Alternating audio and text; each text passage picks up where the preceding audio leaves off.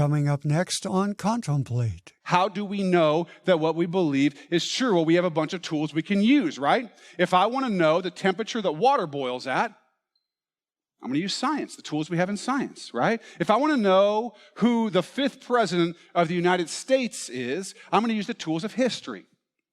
If I want to know who got into the fridge and took that cake that I was saving for my cheat day, I'm going to use the tools of law enforcement.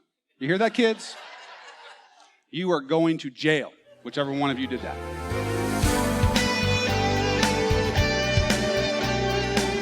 In this episode, Pastor David will examine some of the ways we've explained truth as we continue to look at why we believe what we believe. Here's Pastor David. So let's dive into a question. Let's start rolling here. Here's a question. How do people know that the things that they believe are true? How? How do they know?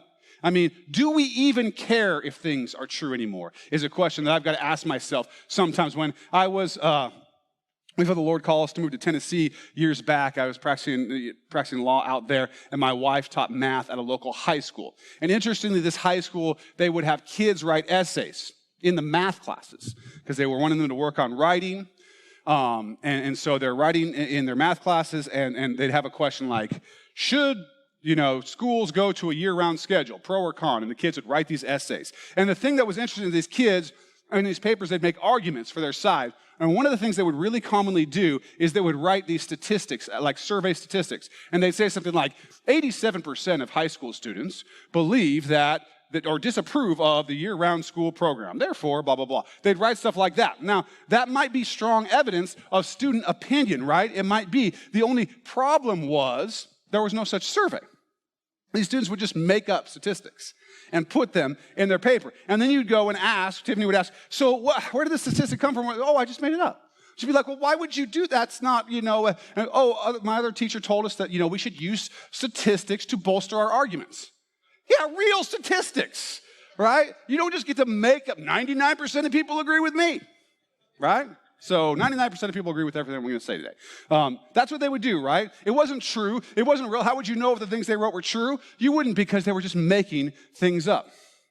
Making things up apparently didn't matter to the students whether it was a total lie, which is interesting to me because I wonder to what extent those who are growing up right now in society do care about what truth is. Sometimes people manipulate information, right? Sometimes it happens. Claiming it's true, claiming it's right. We have a concern these days with fake news, right? You've heard that. That's been out there. Fake news, it actually made the list of words of the year for 2017 in the Collins Dictionary. This is what it said. Fake news, noun, false, often sensational information disseminated under the guise of news reporting. We all know what this looks like, right? We know what fake news looks like. It looks like a news story. We're in the Facebook feed, it's like news story. And then we find out it's bogus. It's not true. It's not real. You can go, Snopes or one of these things, you find out, oh, there's a total lie. How do we know what's true with stuff like this going on? How do we know? In fact, there's all kinds of things that we have come to believe are true that are not true. I grabbed a list of things that you may have thought were true. Just for an example, just a few things, and some of you may know that these aren't true, but some of you may not. Napoleon, the emperor, the guy from France, was not short. He was slightly above average height for a Frenchman of his time. So the whole Napoleon complex thing doesn't work. Swimming after you eat does not cause cramps. Although it can cause you to be short of breath, but usually not a problem. Kids, you can go in the pool, okay? When I was a kid, it was like, oh, don't go in the pool for an hour or whatever. How many hours of my life did I lose, Dad? You cannot see the Great Wall of China with the naked eye from space. Okay? You've been told that you can, you cannot. The tongue, remember the map of the tongue, like bitter, sweet, sour, whatever, and it's got all these spots? Not true. Does not have different sections for different tastes in your tongue. Milk does not make you produce more mucus. Therefore, you can have dairy when you have a cold. Congratulations. Shaving does not thicken or darken hair. Sorry, son.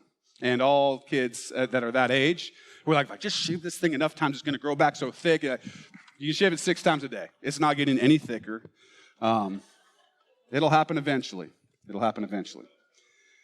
Vikings. Remember the horned helmets that those Vikings wore? They never wore horned helmets. Not real. Those helmets were created in the 19th century and used for opera pieces and stuff like that. Wearing a horns on your helmet wouldn't have made any sense. We just grabbed that thing and, anyway, they didn't. Bulls are colorblind. Red does not make them mad. It's the shaking that makes them mad. Doesn't matter what color it is. Okay, here's my favorite, and this is the last one I'll give you. Some of you have heard that when you're sleeping at night, you're laying down and you're breathing out, that spiders, right, are attracted to your warm breath, and that they crawl up and they go in your mouth, and that the average person eats like 8 spiders a year, right? You've heard this before. Thank God it's not true, okay? Not true. If you eat 8 spiders a year, it's because you chose to eat 8 spiders a year, in which case, you nasty, okay? You probably swallow 0 spiders a year. All right, now that I've set you free, let's ask our question again. So how do people know that the things that they believe are true? How do they know? Well, what is truth? Let's not get crazy philosophical on this, because I think that this is one of those things that pretty much everybody has a pretty good idea of what they mean when they say the word truth. Okay? Truth is the way things actually are. Okay? A true statement is a statement that describes reality as reality actually is, right? That's what truth is. What is real? What is the real thing? That's what truth is. Okay, so what is knowing? If we want to know truth, what is knowing? This one is a little harder. Knowing is a little harder. I think I can think something is likely, right? I can think something is likely that the Huskies will beat the Ducks in their game later this year. That's likely. Get over it. Not even ranked, okay? It's likely, right? There's things that I can think are likely. I can be pretty sure of something that's another level. I can be certain of something. Like, I know that that's true. These are all different degrees of knowing, right? In the law, we have a number of terms like probable cause, or preponderance of the evidence, or clear and convincing evidence, or the one that most of you are familiar with, beyond a reasonable doubt from your trials. You remember. Only some of you. Beyond a reasonable doubt, right? All of these are descriptions of certain levels of certainty of knowledge. How much knowledge can I have? How certain am I? That's how we sort of describe it. When I was a kid, we were watching the Donahue Show. So since I did the Reddit thing and everybody under 30 knew about that and everybody over 30 didn't, now I'm switching it. Donahue, which everybody under 30 is probably never, what's Donahue? You guys remember Donahue, right? White-headed gentleman. So we were watching an episode of Donahue or something, and I think it was my mom, my dad, and I, and my brother and my sister, and we're sitting in there, and there are all these people on the show, and they were talking, you remember how the show, kind of the setup was. These people were all talking about the fact that they had overcome different addictions and stuff, and struggles and so on, and one of them mentioned that she had been 12 years clean and sober. And the audience of the Donahue Show just erupts, right? They're so happy for her. They're just, you go, girl. I don't think that was a thing that long ago, but they were just like, yay! And my brother gets this crazy confused look on his face. And he's like, what in the world are they so excited about the fact that this woman spent 12 years cleaning sofas? Because that's what he had heard. And he's like, what is the big deal about cleaning sofas? This guy's like, I'm going to be a sofa cleaner. People apparently are really excited about people cleaning sofas, right? But he knew that what the woman had said was that she had spent 12 years cleaning sofas, except that she didn't, right? He was sure beyond a reasonable doubt. This one was just bragging it up about her sofa cleaning experience. Now, what we know is not always what we know, right? What we know is not always true. There's a whole study in the field of philosophy called epistemology. You don't need to write that down. I'm not doing a pop quiz on this content or anything like that, but it's called epistemology. It's basically the study of how we know and what we can know. That's what it is. And throughout history, there have been a lot of different opinions and answers to that question. Okay? And we started in a time called pre-modernism. Now, you think pre-modernism, that wasn't long ago, right? We're modern now. We're modern man, modern whatever. Now, actually, when we're talking about philosophy, it's quite different. That pre-modernism is actually before, let's just say mid-1500s, about 1600, pre-modernism. okay? And there was an epistemology about that time. If you want to go deeper into this, we did a Skeptics Forum a couple years ago in 2016. It's all online if you go to seekingskeptics.com. I think it's the first message that we do. I talk a lot about pre-modernism, modernism, postmodernism. I'm just going to give you a quick one, real quick one. Pre-modernism was kind of the what could we know? We could know what had been revealed, what sort of God had revealed.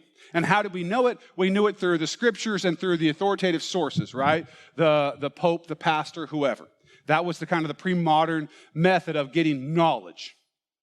Okay? Then we had modernism started coming around in about, let's just say 1600 to make things easy. And modernism was different. What could we know? We could know everything that could possibly be proven. We could just know everything, basically. And how did we know it? Something called empiricism, right? We could know those things that we could see, touch, taste, hear, smell, that we could experiment with. Right? This is kind of the rise of scientism. We can know those things, kind of like Dr. Francis Collins said, I can know those things that mathematics and chemistry and physics tell me. And those things can basically tell me everything, and as we figure all this out, we're so smart now, we're going to solve all the problems of the world. The problem was that modernism was around for several hundred years, and then we had 2 world wars that blew up the world. And they said, maybe we're not going to figure everything out. Maybe we're not going to bring this utopia in like we thought. Maybe there's more to life than what we can discover through empiricism. And that started the era of postmodernism, because it comes after modernism. Pretty clever name. Postmodernism basically says there's no such thing as truth. Which, of course, then you ask, is that true? Well, it can't be if there's no such... Anyway. There's no such thing as truth. There are no big stories that explain. There's no meta-narrative worldview. There's no overarching story that can explain how things happen. There's basically just you. What can we know? Nothing. How do we know that? Relativism. What's true for you is true for you. What's true for me is true for me, and we'll just go along all happily. But we're not that happy.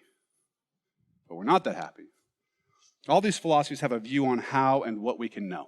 This is really important. Okay? Because as a believer or as a skeptic, you have to have an answer to these questions about what you are able to know and how you're able to know it. If you can't answer those questions, how can you trust the things that you think you know? It'd be hard, right? Because you probably think you know some stuff. That's my guess. Or if you don't, hopefully you want to know some stuff. And you want to be able to describe how you know those things, why you should be able to believe, why your belief in those things is valid, why you have a warrant, why you're warranted to believe the things that you believe. So how do we know that what we believe is true? Well, we have a bunch of tools we can use, right? If I want to know the temperature that water boils at, I'm going to use science, the tools we have in science, right? If I want to know who the 5th president of the United States is, I'm going to use the tools of history. If I want to know who got into the fridge and took that cake that I was saving for my cheat day, I'm going to use the tools of law enforcement. You hear that, kids? You are going to jail, whichever one of you did that. I'm serious. Right? We got different tools. Right? Law enforcement has an investigative way of discovering. Science has a way to investigate and discover evidence. History does. In the law, we have ways of what we do. Okay, all of these things are ways and tools. Okay, they're all tools. They're methods. They help us arrive at conclusions for the things that we then believe are true. We gather enough evidence, right? We come to a conclusion. Unfortunately, there's still a number of people propagating the belief that the only way we can know anything is through the scientific method. The only problem with that is we can't use the scientific method to prove the scientific method. So I guess we don't know that only the scientific method can be proved. But that's a whole side thing. I won't even take the easy shots, okay? I mean, I know I just did, but there are a number of people who believe that. This would have been like Dr. Francis Collins earlier in his life. Only the scientific method, right? So for the answer to the question, how do people know the things that they believe are true? Francis Collins would have said the scientific method. That's how they know. That's how they know. If something can be proven through the scientific method, then it can be proven true. If it can't be proven through the scientific method, then it cannot be proven true, and we cannot know it. And there are so many problems with that statement.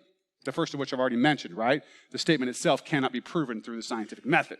So it sort of self-defeats. But there are further problems. One of the things that this belief leads to scientific atheism, but not because it proves scientific atheism. It's because it assumes atheism. It assumes atheism because it limits the group of things which we can know to truthfully exist to only those things which can be repeated and measured in certain kinds of scientific experiments. And therefore, everything else is just not knowledge. It's just not real. So the philosophy assumes all kinds of things like atheism and like there's no purpose in life. It assumes a philosophy called hard determinism. Scientific atheists have to hold to a philosophy called hard determinism. It is a necessary component of scientific atheism. Okay, and hard determinism is basically, in other words, it's basically there is no God, and then therefore all the things that happen and all the things that exist and all the things that go on are things that happen by chance, and all those things were determined to happen. They couldn't have happened any other way.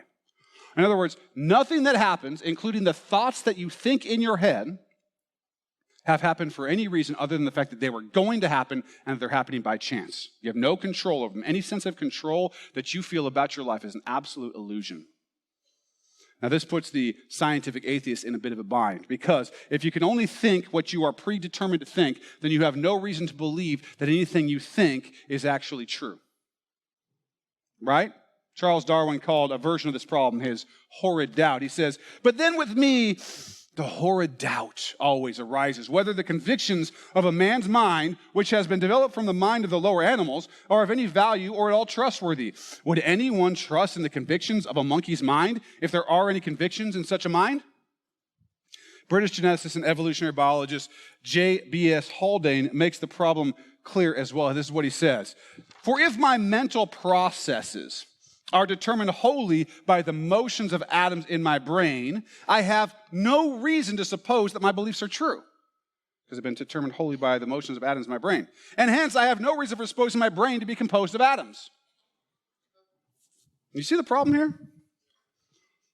If you believe in scientism, that science is the only way to discover any truth, the problem is that it includes, besides the fact that it doesn't make any sense as a philosophical statement, but the problem is that includes the belief, the necessary belief that you only believe that it's true because you were determined to believe that it's true, and that therefore you can't depend on the fact that you believe that it's true. And so you get into this very vicious cycle that can really keep you up at night.